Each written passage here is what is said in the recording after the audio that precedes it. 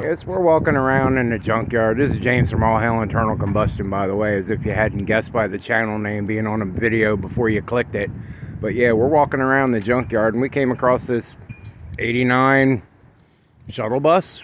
Used to belong to the Pennsylvania Mountain Men, I guess, bicycling club. We decided to take a look underneath of the hood, and we see that this thing has been retrofitted with a General Motors HEI ignition.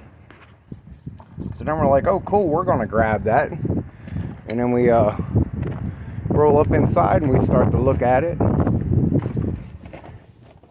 And we found out this bad boy is a 460 and it's got an Edelbrock Performer intake on it. Yeah. Now, we have no use for a 460 intake, so what we're going to do is we're going to pull it, we're going to pay for it, we're going to list it and the distributor online to sell it, because, you know, if nobody gets this, it's going to end up going to the crusher.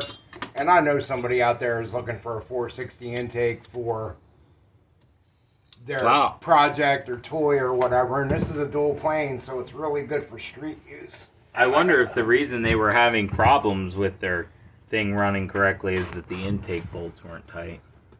I didn't even need to put the wrench on that to break it off. Ooh. Yeah, and who knows why it's in here, and it is a 1989, so I don't know if these motors are roller motors or not. Comment down below if you know. Yeah, comment if you know. I've never done too much with big block Ford. So I said this should go in my dad's truck. We should come get this 460 and put it in the truck. Yeah, and I would have no traction. I'm not one of them ones I don't like to sit and spin. I like to actually go forward. But it's a shame that this would be a nice motor for somebody who wanted to do a project, and I know Ford big blocks don't exactly grow on trees, because it would weigh the branches down. We could put the Civic on the back of your truck, and then you'd have enough traction. Yep. Yeah, but I was kind of wondering, since it's in a bus, if maybe this is like it's stroked for torque. You know, they put a different crank in. I know sometimes with buses and stuff, they build the motors for torque, so they're not necessarily good performers, and you have to do some work to them to get there. But still, a good starting piece here, where Bogman's you pull it, if anybody is interested in the local area in this big block. And if you want the intake, you can hit us up.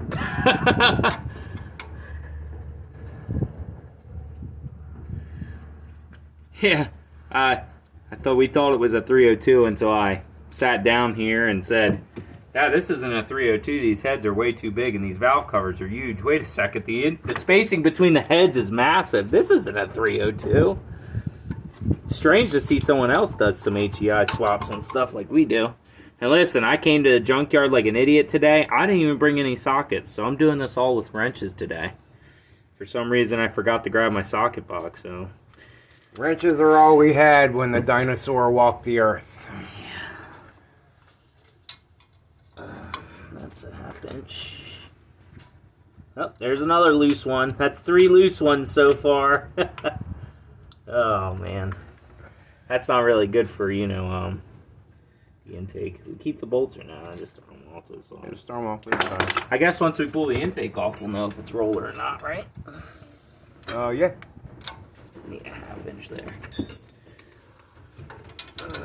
Yeah, but it's kind of cool. I mean, you know, you come to the junkyard anymore, it's just a major disappointment because you're surrounded by a bunch of newer garbage that's, you know, all fuel injected. But every once in a while, you just stumble across something old and cool, and hopefully you get to get some parts off of it, because stuff like this, man, it's running out. Or it's all up at Carlisle this weekend, which we're not. Unfortunately. But it's, you know, getting sold for astronomical prices. I mean, yeah, once we list this intake online, we're probably going to ask like 8-9 million for it, because it's so rare. And I know what I got. I know what I got. Yeah, so we're going to go ahead and we're going to pull the rest of this off of here, and we'll get back to you when we get up front and get that HEI snatched and get this big boy out of here. It's like wrestling a full-size octopus. Alright, so we got the intake off. We're going to take that home and clean that up real pretty like. And we got the distributor out of it. This is a Proform distributor. which is pretty much, that's what everybody buys. But it's got a new cap on it with brass terminals, and there's a new HEI coil in there. And actually there's another, take that coil out. Cap's broken. Oh, okay, yeah. And we opened up the inside of the motor. Let me jump over here and show you. Like, This is a non-roller motor, but my God, look at the size of those ports. You could lose a baby down there. crazy.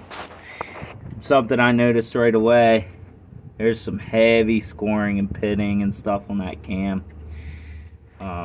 Someone's been in here. You can see these new plugs and stuff in there, but yeah, all the push rods, you know, you'd want to get this motor for a good price, because you can almost guarantee you're going to have to replace lifters and cam at the very least, if not more. Stuff is broken.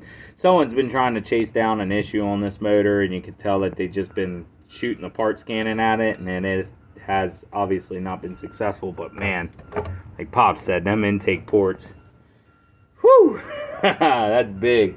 460 power for sure.